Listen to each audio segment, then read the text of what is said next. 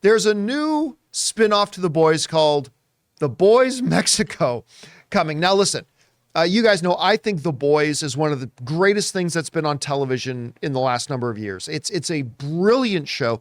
And you know what? One of those few shows that's based on source material that, I'll say it, I think in every way exceeds the source material. I think this is a comic book show that is significantly better than the comic book itself. Not that I don't like the comic, I do, but the show is just so incredible. It, of course, just had its first spinoff with, what was it called again? Gen V. Gen V. I wanted to call it First Class, but I was like, that was the X-Men. With Gen V, which was amazing. I loved it. And now we're getting The Boys Mexico. This comes to us from the folks over at Screen Rant who write the following.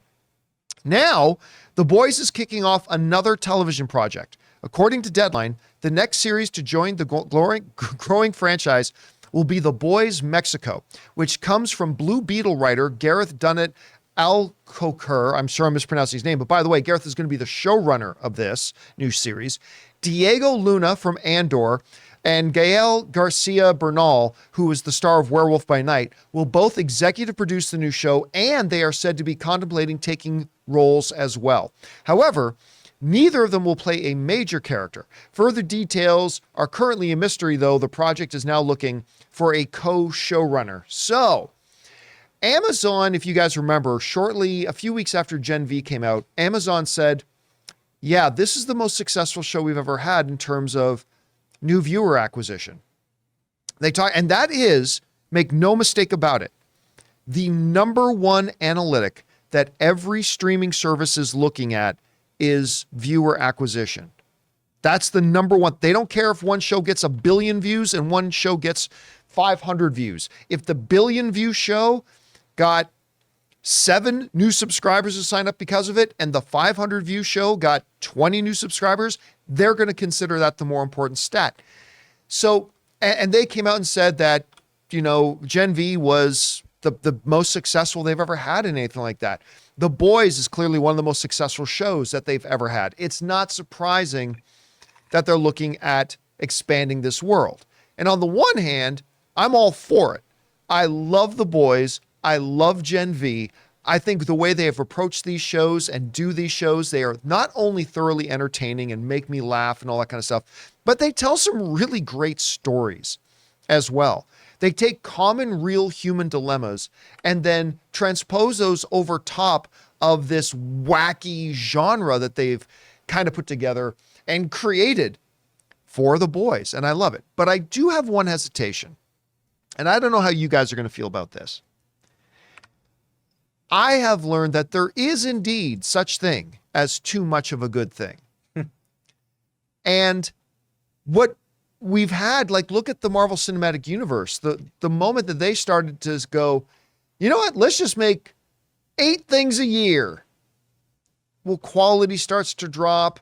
It becomes a little bit oversaturated. Now, I'm not saying that's what's going to happen with the Boys universe. I'm not saying that just having a third show is necessarily going to do that. But I do worry a little bit that, are you stretching this a little bit too thin? The Boys was awesome, and I'm okay with having a spinoff, and the spinoff is great, but I'm a little bit nervous. Let's just say that. I'm a little bit nervous about them overextending themselves too far. That being said, the whole notion of The Boys Mexico sounds awesome to me.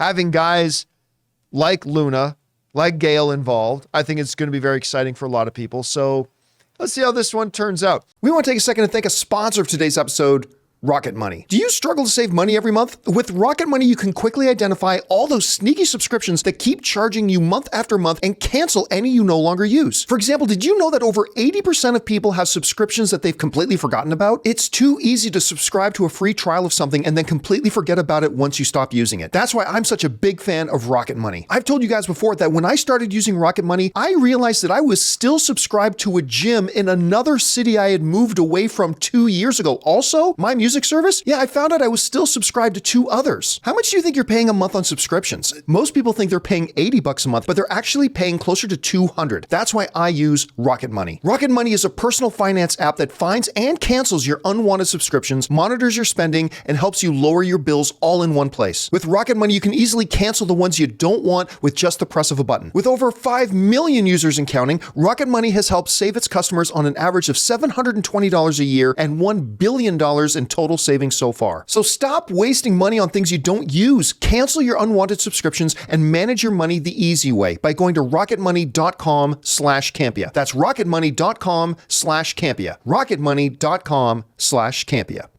Rob, you heard about The Boys. He's got another spinoff coming. The Boys, Mexico. What do you think about this?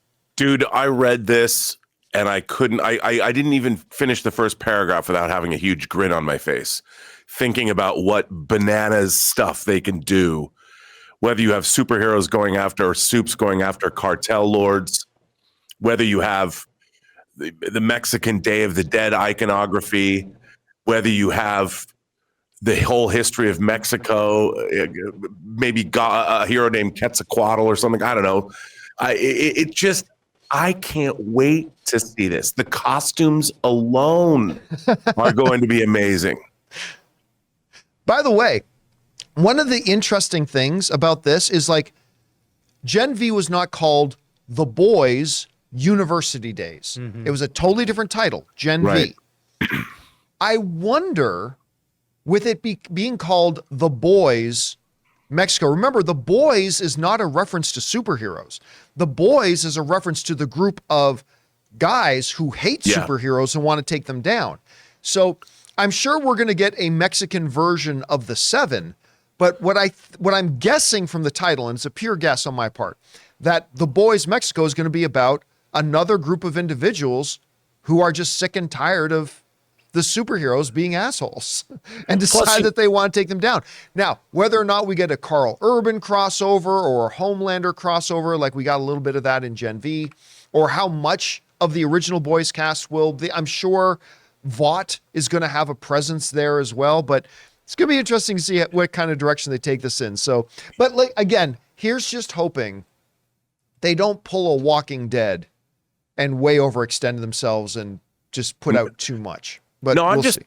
John, Mexican wrestling and the character of Santo from Mexican cinema history, there is a really rich tradition of heroic, larger-than-life characters in Mexican pop culture. And I really am looking forward to seeing how they lean into that. It could be very cool and fun. And I hope it's disgusting as Gen V and The Boys have been. I have no doubt it's going to be gory and filthy and all that great stuff. Hey guys, thanks so much for watching this video. Make sure you like the video, leave a comment, and subscribe to our channel. And don't forget, we have a daily podcast called the John Campea Show podcast, available on Apple Podcasts, Spotify, or your favorite podcasting app of choice. Go and subscribe to it today so it'll be there when you need it.